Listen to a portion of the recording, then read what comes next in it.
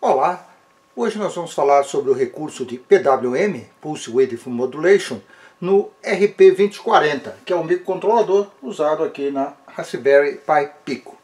Se você não sabe o que é PWM, ou para que ele serve, fica aí que eu já vou falar sobre isso.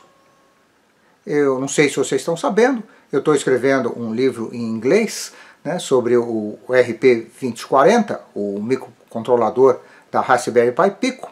Esse livro eu estou disponibilizando ele no formato do Leia Enquanto Eu Escrevo, né? Então tem aí na descrição do vídeo um link de onde vocês podem adquirir esse livro com direito às atualizações aí que eu vou estar lançando aí ao longo do ano, certo? Tem também nesse link a opção de vocês baixarem uma amostra grátis para vocês verem o que eu estou escrevendo. Então nós temos aqui na tela do osciloscópio dois sinais mostrando aí o que seria o PWM. A ideia do PWM é a gente tem uma sequência de pulsos, certo?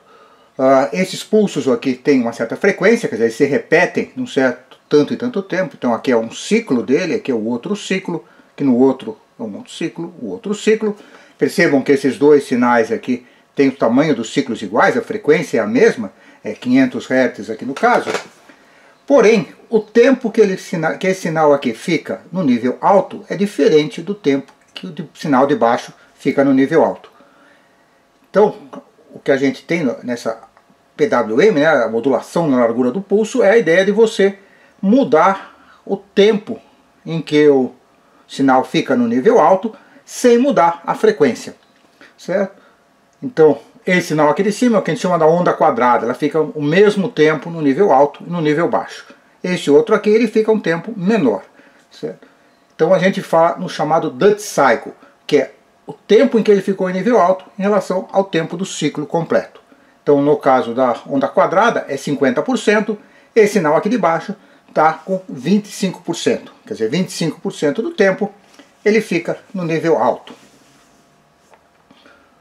O sinal de PWM é usado aí para diversas coisas, alguns usos comuns aí, principalmente com robistas, é você controlar a intensidade do LED, né? Se eu puser esse sinal aqui no LED, ele vai ficar metade do tempo aceso, metade do tempo apagado, mas como a gente está fazendo isso bem rápido, a vista da gente vai fazer a média, e vai ver a intensidade média para isso.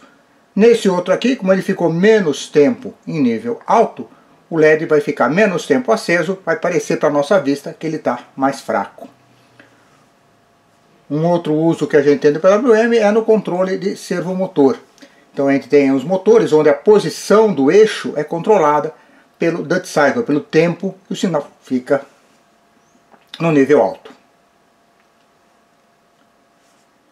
Esse PWM que a gente está vendo aqui é o PWM mais normal, mais tradicional. Porém, existem algumas situações onde a gente quer ter aí dois sinais de PWM que não exatamente comecem no mesmo tempo, mas que ele tenha o mesmo centro. Então é o que a gente chama do Phase Correct PWM, né? O PWM com a fase correta. Tá? Então o meu programa aqui, eu consigo mudar isso. Tá? Se vocês olharem aqui, o Duty Cycle continua o mesmo, o período também continua o mesmo, ele continua nos 500 Hz. A diferença é a posição relativa dos dois sinais. Observem que os dois aqui, o centro dos dois é o mesmo. Esse aqui o pulso é mais largo em torno desse centro, esse aqui o pulso é mais estreito, certo? Porém, de resto continua igual. Para algumas aplicações, esse tipo de sinal é mais interessante. E que nem a gente vai ver, o recurso de PWM aqui do RP2040 permite fazer também esse sinal aí Phase Correct. Um último recurso que eu queria mencionar aqui, eu não vou detalhar ele aqui no vídeo, mas tem os detalhes no meu livro, é a possibilidade de usar esse recurso PWM não para gerar um sinal PWM, mas para poder medir um sinal PWM. Você conseguir medir a frequência dele, né, e medir qual é o Duty Cycle dele. Então vamos ver como é que o RP2040 faz para gerar os sinais de PWM. Ele tem internamente um periférico, que é o do PWM, é composto de partes iguais chamadas slices. Então, quem está vendo aí é o diagrama lógico aí de um slice do PWM. Tem algumas coisas que eu não vou tratar aqui, esquece aquela parte toda ali de Event Select. A parte que interessa para a gente é aquela parte onde ele tem ali um contador, um clock e depois tem as saídas. Então, esse clock aí que ele parte do clock do sistema, que normalmente é 125 MHz, e ele vai dividir, e aí ele usa um divisor que ele chama ali de 8.4 Fractional Clock Divider. Esse é um clock onde o divisor ele é fracionário. Ele tem 8 bits para uma parte inteira, então poderia ser aí de 0 até 255. Na verdade, 0 não é exatamente útil. Ele não pode trabalhar com um valor abaixo de 1, então teria que ser pelo menos 1. E tem 4 bits de parte fracionária. Quer dizer, se a parte fracionária está em binário, quer dizer, então um bit ali corresponde a meio, o outro a 1/4, o outro a 1/8 e o último a 1/16. Então, esse clock do sistema aí, ele é dividido por esse clock aí fracionário, né? O default seria ser um clock, ser um divisor de 1, embora isso tenha frequência bastante alta. Isso aí vai disparar um contador que vai estar lá contando. Ele começa a contar em 0 e, no modo normal, quando ele chegar ali num valor chamado wrap, é a hora que ele vai dar a volta. Então, ele pega e vai voltar para 0. Então, ele vai contar de 0 até o wrap, inclusive, certo? Então, isso acaba sendo uma outra divisão que tem aí em cima do clock sys, e isso determina a frequência das saídas. Na hora que ele atinge o wrap, ele volta para 0, e a hora que o sinal de saída dele volta também. Ele vai para o nível alto. Ele começa no 0 com nível alto, e aí, cada slice ele tem 2 saídas, o que ele chama ali do pin A e o pin B. Cada um deles tem um registrador de nível, o level A e o level B. Então, na hora que a contagem atinge esse nível, ele vai baixar o sinal. Então, como é que é isso? O contador começou lá de 0, foi contando, na hora que ele chegar ali no level, ele vai baixar o sinal de saída para 0 e vai permanecer assim até atingir o wrap, que é a hora que ele vai voltar para o 1. Então, mostrando isso de uma forma gráfica, né? Então, tem a contagem vai indo de 0 até o valor do wrap, quando aí ela volta. Ali embaixo a gente vê o sinal correspondente, né? Então, na hora que o nível estava lá no 0, ele ficou em alto e vai indo até a hora que ele bate lá no level, né? No nível de comparação de saída, e aí ele cai para 0 e permanece.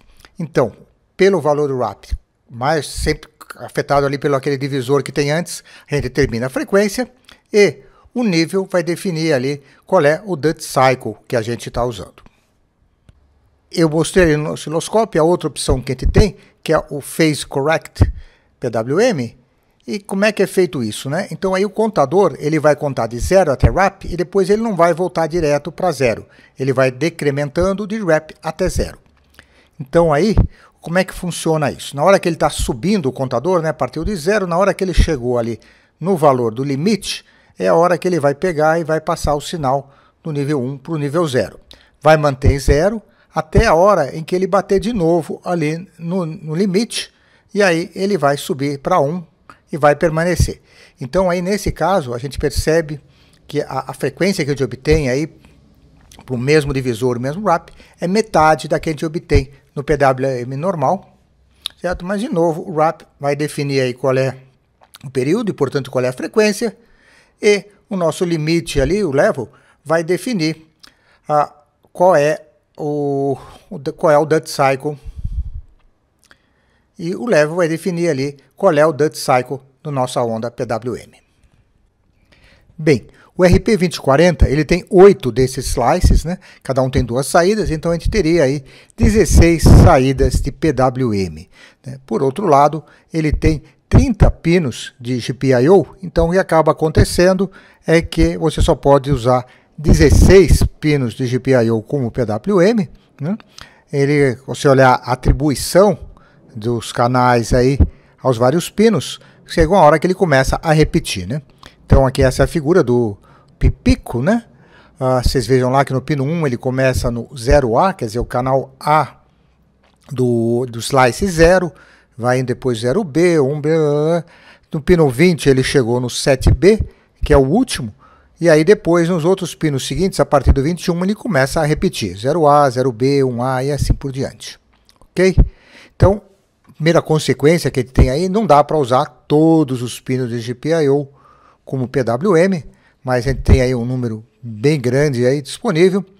Um outro detalhe é que cada par de pinos aí está ligado no mesmo slice, então eles têm que operar com a mesma frequência, né? Se você quiser frequências diferentes, tem que ser slices separados, né? Mas mesmo assim a gente tem ainda bastante flexibilidade. Fora isso, quer dizer, o próprio PIO, né, o Programmable I/O, pode ser usado também para gerar sinais aí de PWM em qualquer pino. Então vamos ver quais são as opções que a gente tem para programar aí o PWM. Em primeiro lugar, vamos olhar aí no ambiente Arduino, né, onde aí a gente tem aquela função Analog Write. É o mais fácil aí da gente usar, mas também é o que dá menos controle. O Analog Write, você tem dois parâmetros aí, o pino e um valor, onde o valor é de 0 a 255, que vai ser correspondente aí ao Duty Cycle. O 0 é sempre desligado, 255 é sempre ligado. Você não tem aí nenhum controle de frequência, nada mais, você só tem isso. A opção seguinte é o MicroPython, onde a gente pode ver que a gente alia aí a flexibilidade com a facilidade de uso, né? Então a gente cria aí um objeto PWM informando qual é o pino, e aí a gente pode controlar tanto a frequência quanto o Duty Cycle. O Duty Cycle aí é um número de 16 bits, né? Permite valores de 0 até 65.535. Por último, para quem quer um controle maior das coisas, você tem a opção de usar o SDK de 6C++. Aí você tem muitas funções aí no SDK. Então você pode descobrir qual é o slice, qual é o canal que está associado a um pino. Você pode programar diretamente aí o divisor, dizer qual é o valor para o wrap, você dizer se vai usar ou não o phase correct. Além de ter o suporte à geração de PWM, o SDK tem também suporte a outra funcionalidade do PWM, que é fazer a medição de tempos aí, né? Então, usando aí o SDK de 6C++, a gente tem o controle total, mas aí você precisa, é claro, escrever bem mais código. Então tá aí como é que é o PWM no RP2040. Quem tiver interessado aí em mais detalhes, pode encontrar eles no meu livro aí. O link, de novo, está lá na descrição do vídeo.